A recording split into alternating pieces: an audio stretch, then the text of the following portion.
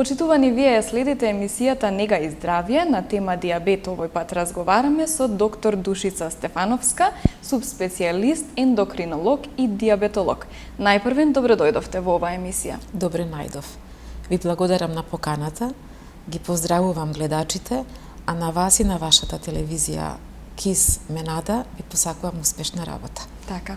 Шеќерната болест е една од најчестите заболувања со тенденција на зголемен пораст. Најпрвен да објасниме со што се карактеризира ова заболување.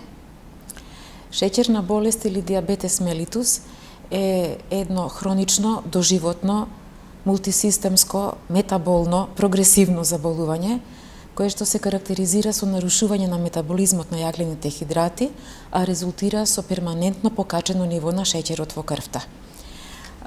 Тоа заболување е едно од најчестите метаболни заболувања во денешниот свет, особено има брз пораст како во развиените земји, така и во земјите во развој сиромашните земји. И ова заболување не познава ниту старосни граници, ниту географски граници, распространето е навистина насекаде. И со тие податоци што располагам од Светската здравствена организација, некои статистички податоци, укажуваат на огромна бројка на заболени на глобално ниво.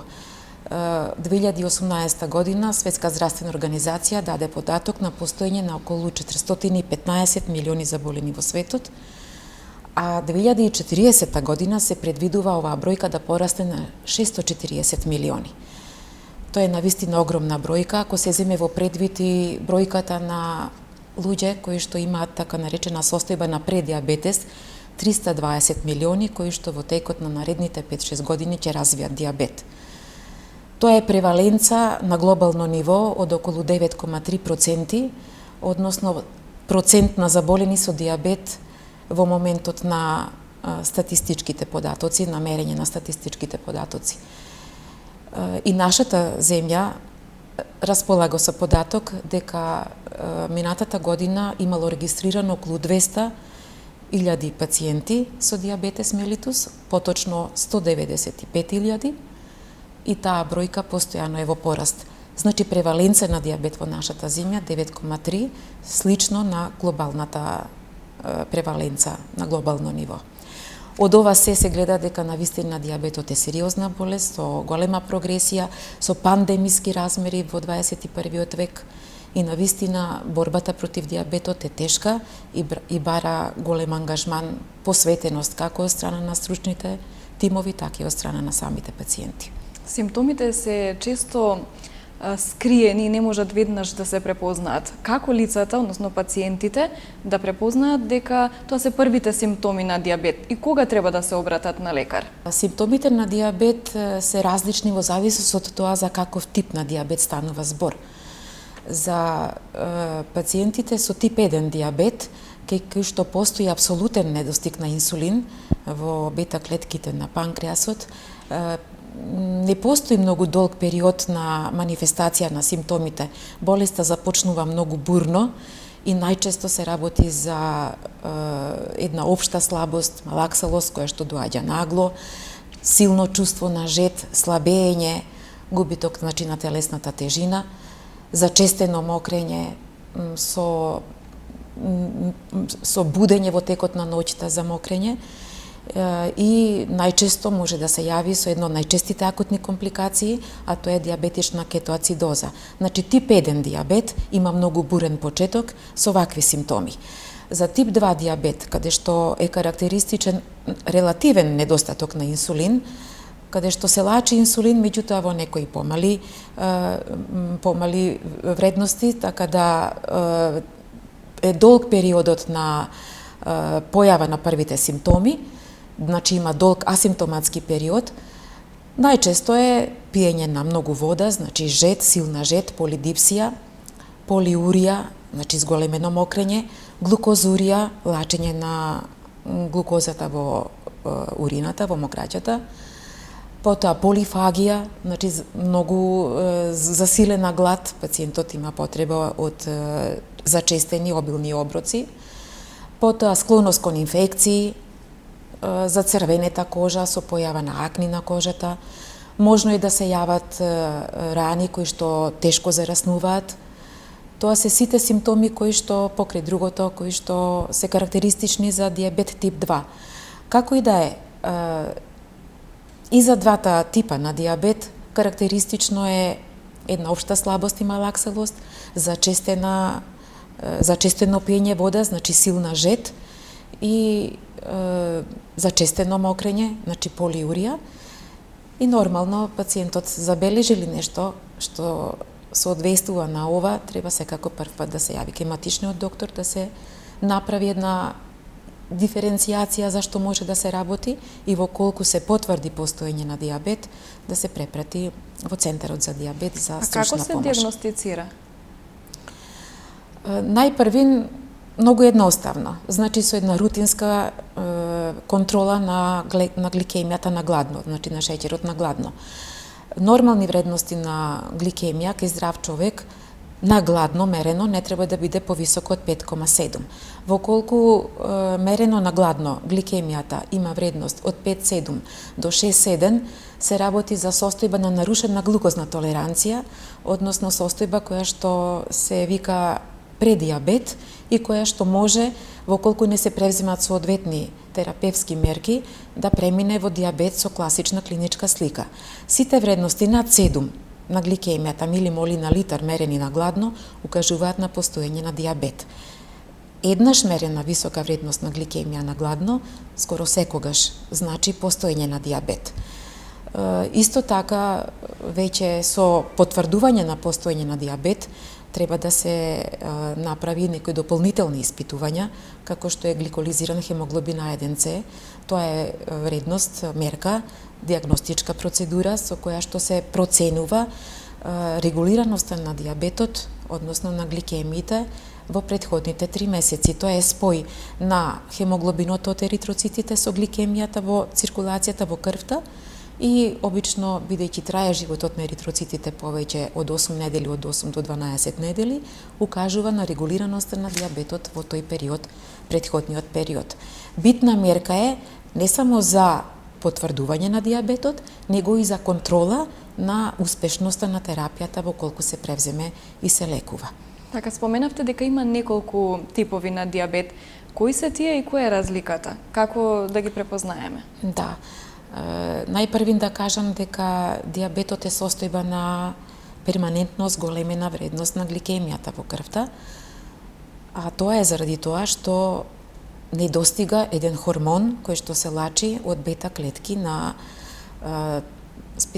специализирани делови на ткивото на панкреас, така наречени Лангерхансови островца, а панкреасот е жлезда во стомачната празнина која што се наоѓа позади желудникот и е жлезда каде што се создаваат и лачат многу хормони и ензими, каде што најбитен е инсулинот. Дијабетес мелитус е состојба на недостиг на инсулин. Дали ќе биде апсолутен недостиг или релативен недостиг, укажува на тоа дали ќе постои тип 1 или тип 2 дијабет. Апсолутен недостиг на инсулин е карактеристика за тип 1 дијабет. Тип 1 дијабет скоро секогаш се јавува, односно секогаш се јавува кај млади деца, кај младинци и адолесценти и некаде до 35-та година од животот. Оној дијабет што ќе се јави кај возрастната адултната популација скоро секогаш е тип 2 дијабет и се карактеризира со релативен недостиг на инсулин. Апсолутниот недостиг на инсулин настанува кога во голема мера, можеме да кажеме 90% се оштетени тие бета клетки кои што продуцираат и лачат инсулин, а најчеста причина за тоа може да биде инфекција со некои вируси кои што имаат посебен афинитет на тие клетки, може да биде некој изразити тежок стрес или пак да биде најчесто автоимуно заболување кога се создаваат антитела на клетките, на бета клетките кои што го создаваат и лачат инсулинот. Тип 1 дијабет скоро никогаш не може да се превенира, ниту пак да се предвиди појавата на тип 1 дијабет. Ви кажав, тоа е во 90% заболување кое што се јавува нагло со уништување на бета клетките од панкреасот што го лачат инсулинот. Тип 2 дијабет, најчест дијабет, 80% од пациентите што имаат диабет имаат тип 2 диабет, за разлика од тип 1, чија процентуална застапеност е некаде од 10 до 15%. Се карактеризира со така наречен релативен недостаток на инсулин, кога бета клетките од било кои причини лачат инсулин во помала концентрација, односно може да се генски променети и да не го препознаваат нивото на шеќерот во крвта и да не реагираат соодветно со адекватна секреција на инсулин. Можно е да има релативен недостиг на инсулин и заради тоа што не се препознава од страна на рецепторите на површината на целните ткива и органи каде што треба да се користи гликозата, не се препознава соодветното количество на инсулин. Битно е да напоменам дека дејството на инсулинот е тоа што шеќерот од циркулацијата од крвта допринесува да се внесе во целните ткива и органи, каде што е неопходна гликемијата, односно глукозата, за основните метаболни процеси, за одвивање на основните метаболни процеси. Инсулинот се врзува за тие така наречени рецептори на површината на тие клетки, на ткивата на виталните органи и овозможува влез како клуч во врата на шеќерот да влезе во тие клетки и да се максимално искористи. Во состојби на диабет, дали тип 1 или тип 2 диабет, имаме една парадоксална ситуација, вишок на шеќер во крвта, а недостиг на шеќер во виталните органи, односно на клетките на виталните органи. Тие буквално страдаат за шеќер, заради што се манифестира нарушување на метаболизмот на јаглените хидрати. Недостиг на инсулин е причина за покачено ниво на шеќерот во крвта. Значи, да се вратам на вашето прашање, тип 2 диабет се карактеризира со така наречен релативен недостиг на инсулин, кога од било кои причини бета клетките не можат да го препознаат нивото на шеќерот во крвта и соодветно да лачат инсулин, а сепак лачат некакво количество на инсулин, недостаточно да се продуцира шеќерот што се наоѓа во крвта. Постојат и некои други типови на диабет. По своето значење ќе го напоменем гестацијски диабет, кој што е трет по застапеност од типовите на диабет, а тоа е диабет кој што се јавува за време на бременоста. Значи, кај бремената жена може да се јави диабет за време на бременоста и сега се прават некои спрема протокол од скрининг испитувања на време да се диагностицира, соодветно се лекува најчесто со инсулин во колку се јави со својата комплетна клиничка слика, а карактеристично за овој диабет, гестацијски диабет, е тоа што прекинува, можно е да прекине со самото породување, веќе да не се јави, или пак да продолжи во помала мера и понатаму како тип 2 диабет. Во колку заврши диабетот со породувањето, веќе пациентката нема симптоми на диабет, треба да знае дека носи со себе голем ризик, евентуално во текот на животот, да се јави диабет тип 2, и заради тоа тие пациентки треба да подлежат на чести контроли за евентуално да спречат појава или во колку се појави диабетот да соодветно се третира на време. Има и така наречен моди диабет, нарушена гликозна толеранција и диабет многу ретко застапен во сиромашните земји, малнутрицијски диабет, кој што е поврзан со сиромашна исхрана, меѓутоа на овие три типа најмногу би се задржале. Најчести се, да, така. И најчести се. Да. А кои се ризик факторите за да дојде до ова заболување? Има многу ризик фактори. Болеста е со многу ризик фактори, меѓутоа покрај наследноста, која што е една од битните ризик фактори, особено кај тип 2 диабет, се така наречени фактори на средината, односно на околината.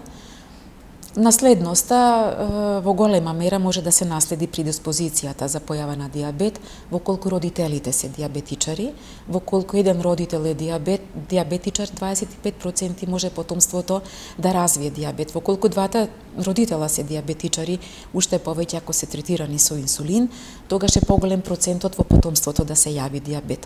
Дека постои некоја предиспозиција за појава на дијабет, во колку не се почитуваат превентивните мерки за развој на дијабетот, во голема мера дијабетот ќе се јави кај оваа популација.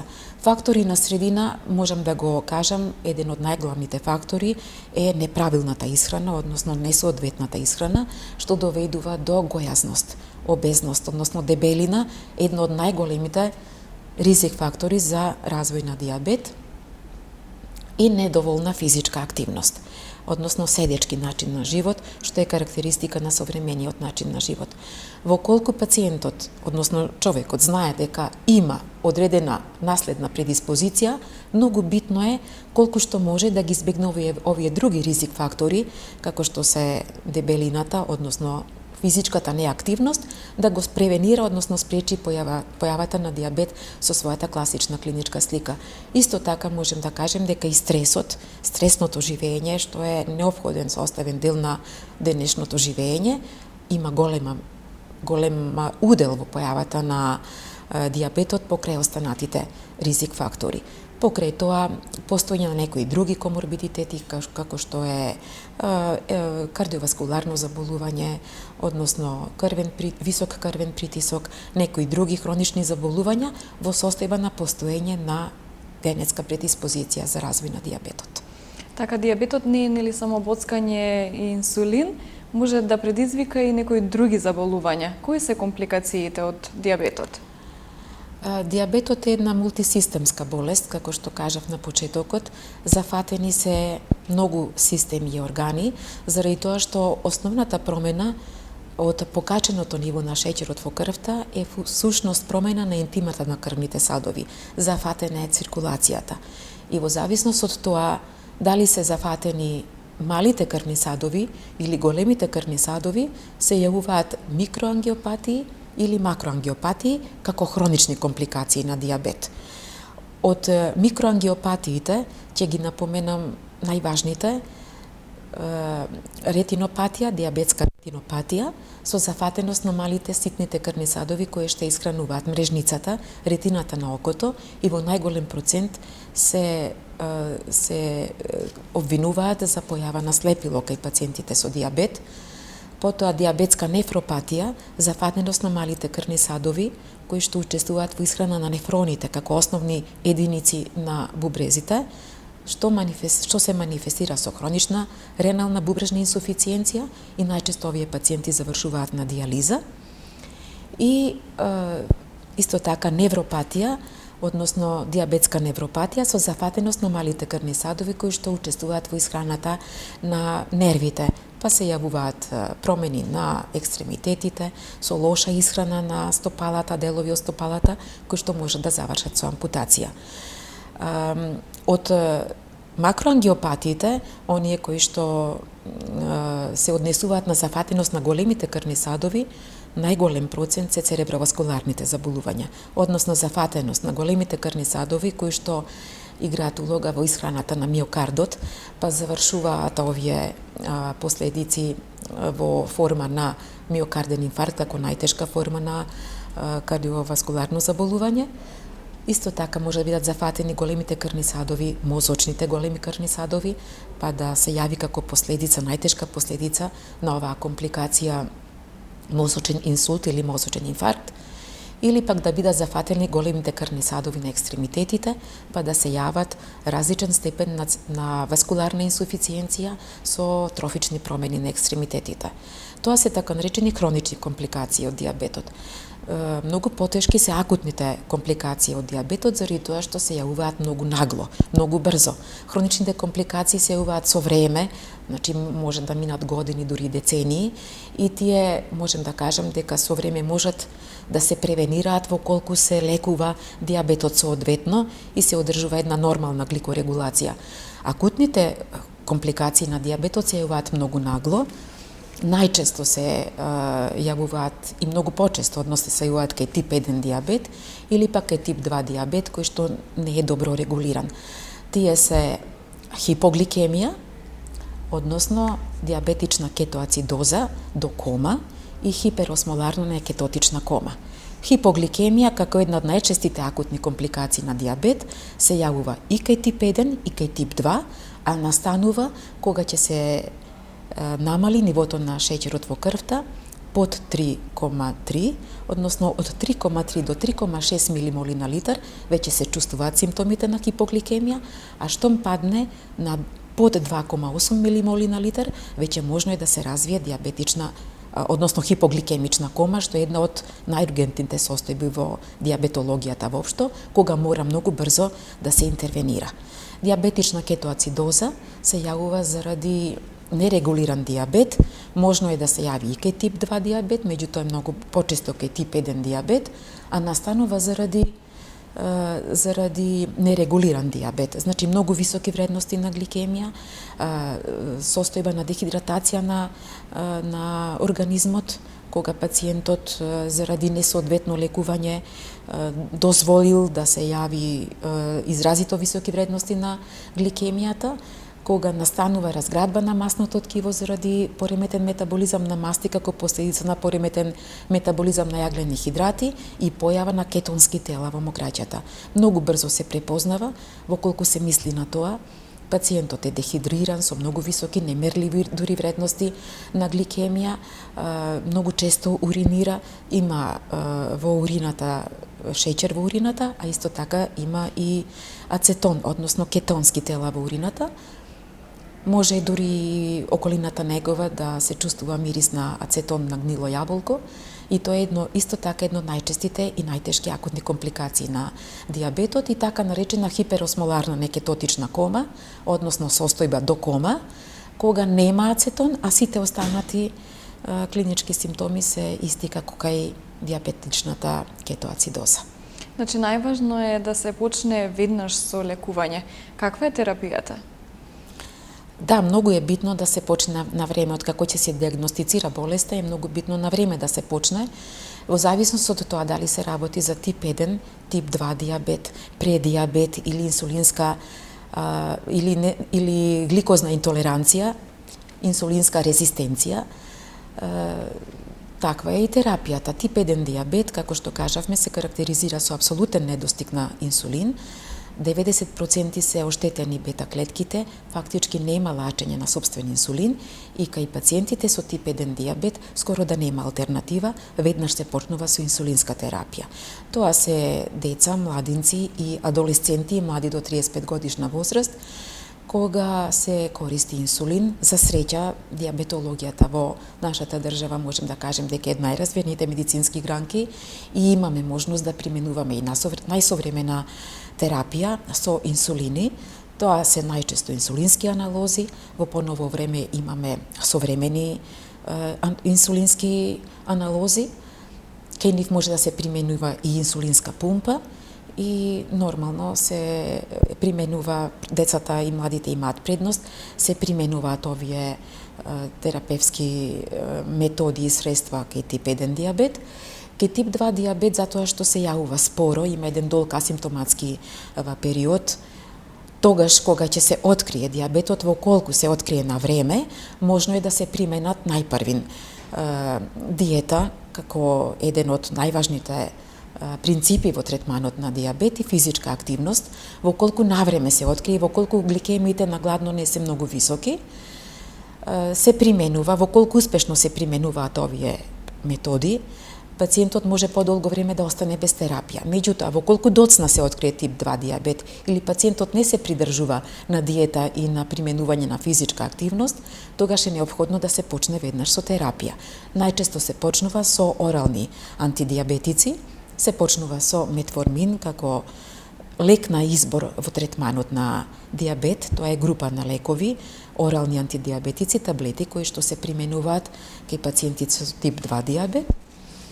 И инсулинска терапија, во колку после извесен период се потврди, односно се установи дека примената на таблетите не се доволни во борбата со диабетот, односно во постигнување на добра гликорегулација, и тоа многу често се случува кај многу голем број на пациенти со тип 2 диабет, кои што се на таблети, да после 6 до 10 години или повеќе имаат потреба од примена на инсулинска терапија или пак комбинација на инсулин со таблети. Сега има многу видови на таблети, почнувајќи многу групи на таблети, орални антидиабетици, како што кажав, нашата земја има можност да применува и најсовремени орални антидиабетици. Најчести се групата на сулфанилуреа. Пациентите што се диабетичари ќе препознаат дека се работи за глибедал, за амарил, метформин, голема група на таблети, орални антидиабетици, кои што се комбинираат со таблети и со инсулинска терапија. Во поново време имаме нови современи орални антидиабетици, како што се SGLT2 инхибитори, потоа DPP4 инхибитори, меѓутоа тоа сепак е тема за некои други вакви средби. Како и да е, да се знае тоа дека тип 2 диабет се започнува со таблети, со диета, физичка активност и таблети, а со време, во колку не се постигнува добра гликорегулација со таблети, тогаш може да дојде во предвид инсулинска терапија, или самостојно, или во комбинација со таблети. Но диабетичарите мора да внимаваат нели на исхраната која што ја внесуваат. Кои се препораките во таа насока? Значи, како што напоменав, препораките за здрава исхрана е прво нешто што докторот ќе го препорачи кај пациентот кај кој што е воспоставена диагноза диабет, а тоа е совети за здрава исхрана. Значи, здравата исхрана подразбира кога ќе се установи постоење на диабет, рестрикција на шеќери, на јаглени хидрати, на сложени јаглени хидрати, значи колку што може да се избегнуваат, а се препорачуваат јаглени хидрати од растително потекло, односно од житарки и од скробни растенија, односно скробни зеленчуци, јаглени хидрати, а сложени јаглени хидрати се препорачува комплетна рестрикција. Примена на засладувачи во пијалоците, комплетно исклучување на нездрави пијалоци, на брза храна. А во колку, значи, пациентот се придржува и на физичка активност и на диета, во голема мера успехот ќе следи многу брзо. Покрај тоа треба да се внесуваат и други видови на хранителни продукти, како што се масти и протеини. Јаглените хидрати од растително потегло, односно житарки и скробни растенија, како што е кромпирот, како што е репата, гравот, леќата, кои што имаат скроб во себе, односно јаглени хидрати, треба да се применуваат како најголем дел во исхраната, како најголем процент од исхраната, бидејќи јаглените хидрати треба да завземат од дневниот оброк 50 до 60%. 30 до 35% офаќаат масните, односно продуктите кои што содржат масноти, како што се путер, како што се масти од месо, и покрај тоа што во голема мера има протеини тука, и останатите проценти отпаѓаат на протеини, односно риба, месо, растителни протеини, така да треба да биде исхраната разновидна, богата со сите овие хранителни потребни продукти за нормално одвивање на метаболните процеси во организмот, а во целост да се избегнуваат сложените јаглени хидрати. Сега многу е важно пациентот да биде дисциплиниран, да ги слуша советите на лекарите. Колку е важно тоа според вас, нели, од стручна гледна точка, и колку често треба да се оди на контрола кога веќе е дијагностициран диабет? Диабетот е комплексен проблем, значи не е проблем само на пациентот што го има, него е проблем на докторот, на медицинскиот тим што учествува во лекувањето на пациентот, исто така и на семејството.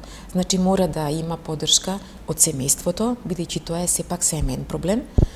Кога ќе се дијагностицира болеста кај пациентот и кога ќе му се дадат првите препораки во однос на диетата, физичката активност и третманот на диабет, многу е битно да се почитуваат советите на докторот. Пациентот е пожелно дома да прави редовно мониторирање на собствената гликемија, со тоа што ќе мери на глукометар, што мора да го има секој диабетичар. На дневно ниво би било добро, или барем на неделно ниво 2 до 3 пати, во зависност од тоа дали има тип 1 или тип 2 диабет, да мери гликемија. Тоа е така наречена метода self-monitoring плазма гликемија, да се себе мониторира, тоа да го запишува и врз основа на вредностите што ќе ги добие во консултација со докторот, да превземе соодветни мерки во третманот. Ако е тоа тип 1 диабет, значи мерењата, односно таа self-monitoring плазма гликемија мерење, скоро секојдневно се обавува и врз основа на мерките добиени со оваа процедура се менаџира третманот. Тоа тип 1 диабет е навистина семеен проблем и во тоа учествува не само детето или пак младинецот, него и неговите родители и семејството, покрај тоа што учествува секако и докторот, и може во зависност од примената исхрана, односно од големината на оброкот, да ја адаптира терапијата, односно единиците на инсулинот. Кај тип 2 диабет можно е да се прават тие мерки на гликемија со глукометарот на поголеми термински, временски растојанија, меѓутоа би било добро често, барем неделно 2 до 3 пати да се прават, на гладно и 2 часа после оброк. Се знаат мерките кои се, за да се знае дали е добро регулиран диабетот или не. И со тие мерки на закажаните контроли, кај докторот диабетологот да дојде и да се следи од успешноста на гликорегулацијата. Би било добро кај диабетолог да доаѓа на 3 месеци, кога се прави мониторинг, покрај дневниот мониторинг се следи дневниот мониторинг, се прават одредени лабораториски претраги, претежно на гликолизиран хемоглобин А1C, со кој што се потврдува, односно одредува успешноста на регулираноста на диабетот. Секако, матичниот доктор игра исто така многу битна улога во третманот, во лекувањето, следењето на болеста, со тоа што почестите контроли кај матичен доктор можат да превенираат одредени компликации. Матичниот доктор, ако има потреба, ќе го препрати на диабетологот. А инаку би било добро, пожелно, 3 до 4 пати годишно да се направи контрола и кај диабетолог, во колку се има еден нормален тек болеста, во колку има последици, односно компликации, потребни се и почести контроли. Така, нели споменавме веќе дека диабетот е многу често заболување, дека нели освен на наследниот фактор, на другиве ризик фактори може да се влијае. Како да се превенира за да не дојде до диабет? Нели здравиот начин на исхрана е еден од избегнување на стресови. Така.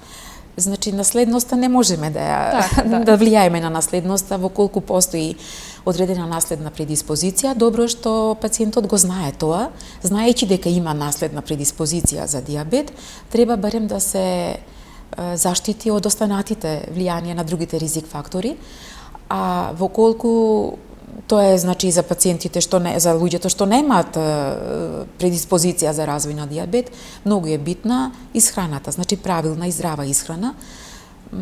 Особено е ова важно ке младите да избегнуваат брза храна, ова фастфуд, популарна брза храна, пијалоци, кола пијалоци како што е Кока-кола, Фанта, сокови, сите тие имаат многу висок процент на шеќери, нездрави, концентрирани јаглени хидрати и долготрајна примена на ваквите продукти и ваквата храна доведува најпрвен до дебелина, значи гојазност, како што кажав, е еден од најголемите ризик фактори за развој на метаболен синдром, за развој на диабет. Покрај тоа, значи избегнување на неправилна храна, брза храна, односно користење на здрава храна. Голем процент на зеленчук, на овошје во исхраната, потоа на здрави пијалоци, значи како исхрана. Многу е битно и физичка активност.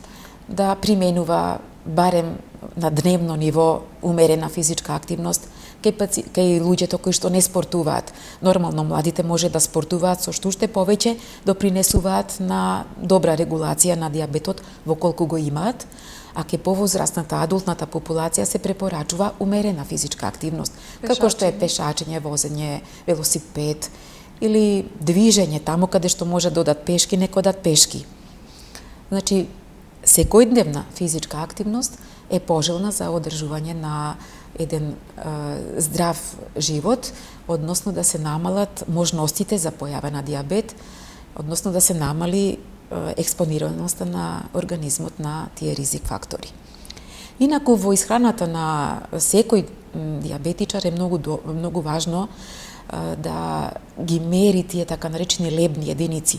Лебна единица е единица мерка во исхраната на секој диабетичар и се однесува на една мала кришка леб од околу 30 грами, која кришка леб содржи околу 12 грам јаглени хидрати.